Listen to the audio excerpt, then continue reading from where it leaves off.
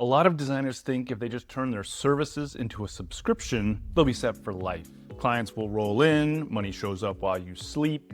But here's what really happens. You end up doing the same basic work, logos, landing pages, quick mockups, on repeat for people you barely know, while AI quietly learns how to replace you. There's this guy, Brett from DesignJoy, who made millions running a one-man subscription design service. He shared his income online, made it look easy, and sold a course that barely explained how he actually gets clients. Spoiler, it's mostly word of mouth. So unless you already have a big network, copying his model won't get you far. Subscription isn't magic. It doesn't make selling easier, especially to strangers. Think about it. You're asking someone to keep paying you every month without even knowing what they'll get. That takes trust, and strangers don't trust you yet. There's a smarter way. Think like a business. Build a focused offer with a clear result. Sell that first, deliver it well, turn it into proof, then offer ongoing support as a subscription. Now, you've got a system that works for strangers and earns their trust. Hey, I'm Bao, a designer with over 20 years of experience. I spent 15 of those in the agency world before going solo and building a one-person business that runs on systems, not chaos. These days, I work with clients I love on my own terms from anywhere in the world, and was recently featured in Forbes for doing exactly that. In this episode of the Launch Fast Show, we'll break down the hype around subscription design, what actually works, and how to build a service that pays well and doesn't burn you out. Let's get into it. Why subscription design isn't the dream that you think it is, and how to build something smarter, more sustainable, and way less soul-sucking. Every designer wants more clients, every freelance designer, I should say. That's probably the hardest thing about being a freelancer, and you are a freelancer if you work for yourself. If you sell a subscription through a productized service, or like me, you just have one big client that you work with on a contract basis, one after another, as long as you're not an employee, you're basically a freelancer. And for the last few years, there's been this dream floating around the design world. Turn your service into a subscription. Slap it on a landing page, watch clients roll in, and the money show up while you sleep. Yeah, sounds nice, right? Too bad it's mostly bullshit. This fantasy became gospel thanks to people like Brett from DesignJoy.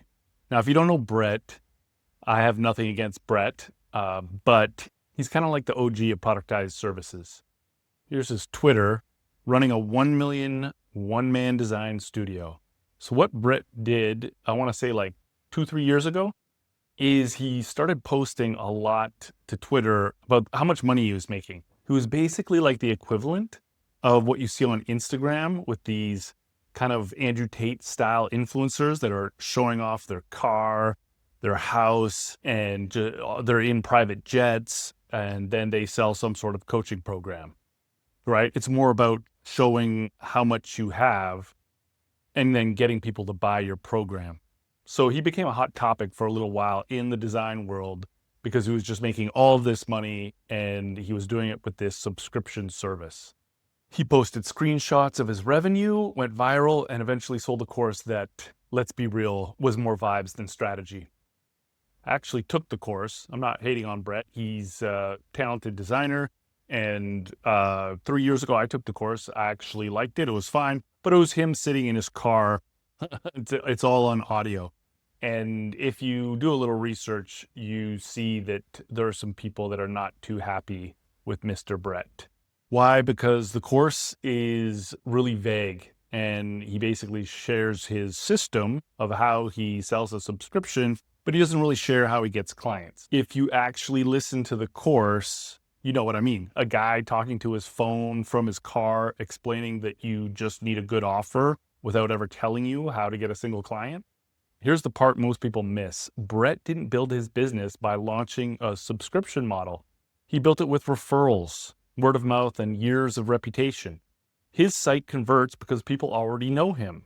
Now, here's his site, DesignJoy. For those of you listening to this on the podcast and not watching on YouTube, I'm showing his landing page, which has changed over the years, But essentially, he started a movement where people just copied his landing page, like almost word for word, in hopes of having the same success that he had. But if you're starting from scratch, copying his setup is like duct taping a spoiler onto your Honda Civic and expecting it to become a Tesla. But let's say you do manage to sell a few subscriptions. Congrats. You're now trapped in a cycle of shallow, repetitive work, logos, landing pages, mock-ups, cranking them out as fast as possible for people you barely know. You're not building deep relationships. You're not solving big problems. You're pumping out design widgets like it's a vending machine. If you watch this podcast that he was on called the Product Growth Podcast from a couple weeks ago, he talks about his system and the kind of work that he creates. And no doubt about it, he's a talented designer.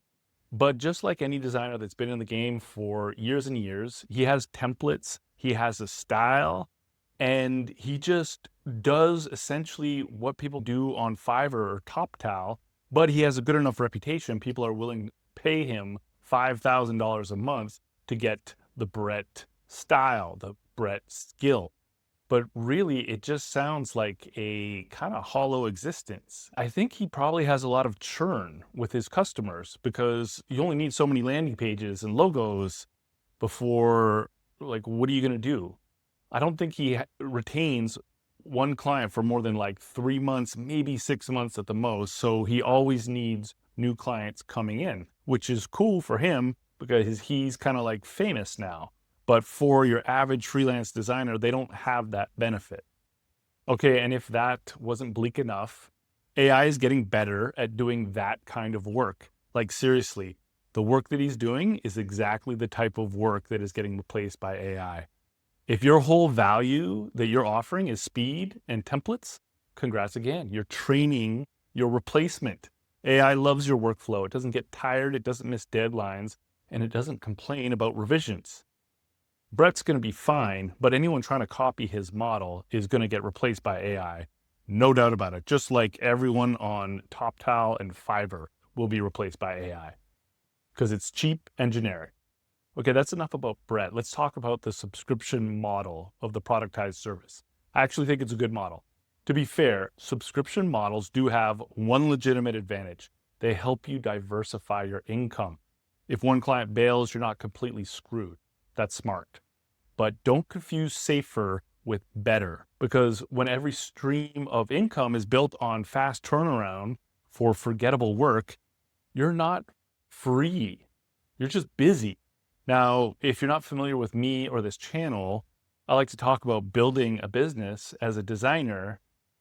And yes, of course, making money is a big part of that. But I like to go all the way to the end. You don't just want money. Why do you want money? Maybe you want to buy a house. Maybe you want to start a family. Maybe you want to travel more. Really, what you want is freedom. All roads lead to freedom. So if you have a subscription model like Brett does, where you're just cranking out quick turnaround, generic type graphics, again, I'm not trying to diss Brett. His work is good, but it's exactly the type of work that AI is going to be doing. There's nothing like super unique about it. He doesn't have time to go deep. He spends a couple hours on each project. What I focus on is building a business, yes. Making money, yes. But it's also about lifestyle. You want freedom. You want to enjoy your work. You want to enjoy your life. You want to be able to travel. Who cares if you have all the money in the world if you can't travel and you're stuck behind your screen every day cranking out generic work that you don't give two shits about? There's so many subscription services now. There's actual lists of like, here are the top 15. Like there's literally hundreds. Having a subscription service is not unique and it's not a way of getting clients. It's small fries, actually. It's small clients for low amounts of money. There's something no one wants to admit. Working with big clients can actually be better. They're not evil, okay? They usually want your brain, not just your hands. They bring you into strategy, they value depth, and they often let you do your best work. I personally would rather go deep on a product I care about with a smart team than spend every week making another pricing page for a startup I'll forget by next month. Here's what actually works. Build a focused offer that delivers a guaranteed result for a specific type of client. That's where you get niche and you take your process and you deliver the process that's going to guarantee a result, because your client's not actually buying design.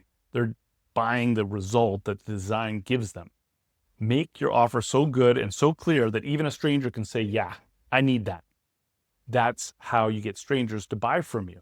If you don't have a network, if you're not a famous influencer, and you don't have just this huge referral network of people that are sending you potential clients, you need to create an offer that guarantees results. Deliver it once, improve it every time, turn those results into case studies, and then, and only then, offer a subscription, or also known as a retainer. Why? Because when you lead with proof, not hope, proof, the trust takes care of itself. And the only way you can prove that you're worth a stranger's money is to show that you've done this before. You have this repeatable process. Every time you execute it, it works. And you can guarantee that it gets done in this timeline. So subscriptions aren't bad. They're just not where you start. They're the reward for doing great work, not the bait. You want to sell this onboarding offer of a proven formula that you supply. And then once you have the client, they trust you, you do good work, they've already paid you. Now it's easy to sell them on a subscription. When you prove your value with a clear, result-driven offer, the client is going to ask how they can keep working with you. That's when a retainer makes sense. That's when it sticks. This is the biggest shift I had to make in my own business years and years ago, was just to understand that, okay, I am a business. I'm a designer, but I'm not selling myself as a designer. I'm selling results. Clients don't buy design. They buy results. They buy what design does for them. And what does that do? It provides leads, conversions, momentum, clarity. They don't care about your fonts. They care about their bottom line.